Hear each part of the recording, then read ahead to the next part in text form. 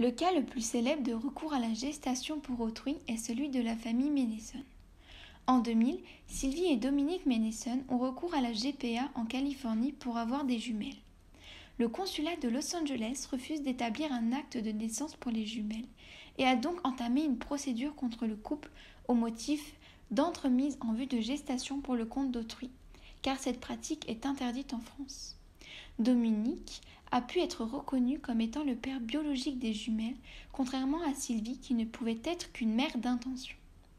Une solution leur a été proposée, celle d'adopter leurs 2 filles, mais le couple a refusé car ils estimaient que cela portait une atteinte disproportionnée à la vie privée des jumelles.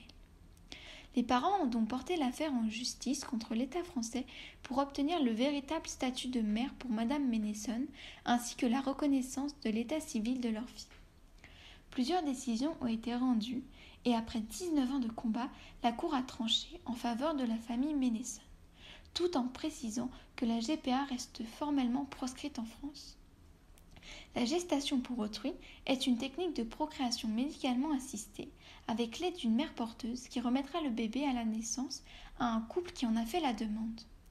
Le prix de cette pratique varie en fonction des pays, mais le coût s'élève généralement de 150 000 à 280 000 euros pour la seule indemnisation de la mère porteuse. La GPA est accessible aux couples homosexuels masculins et aux couples hétérosexuels avec des problèmes d'infertilité ou de conception. En Europe, les seuls pays l'autorisant sont le Danemark, les Pays-Bas, le Royaume-Uni et la Grèce.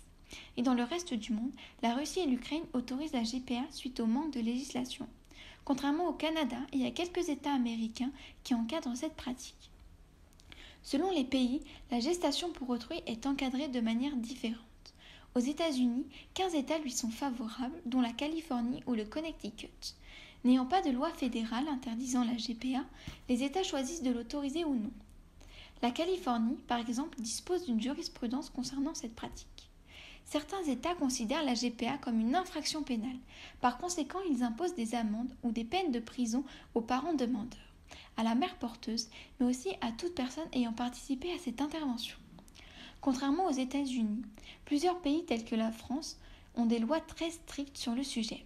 Par exemple, l'article 16.7 du Code civil stipule que toute convention portant sur la procréation ou la gestation pour le compte d'autrui est nulle. Si cet article n'est pas respecté, alors le Code pénal sanctionne d'une peine de 6 mois de prison et d'une amende de 7 500 euros.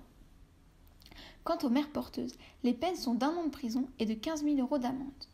Avant la loi du 29 juillet 1994, la GPA n'était pas réglementée. Cette loi a été créée pour garantir le respect du corps humain.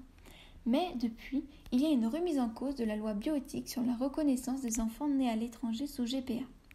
À partir du 18 décembre 2019, la Cour de cassation a validé la transcription à l'état civil de l'acte de naissance des enfants nés sous GPA à l'étranger, ce qui permet de reconnaître la naissance de n'importe quel enfant. Le droit doit composer entre l'intérêt de l'enfant et le respect de la loi. Lorsque la justice doit trancher, l'intérêt de l'enfant prime sur l'illégalité de cette pratique.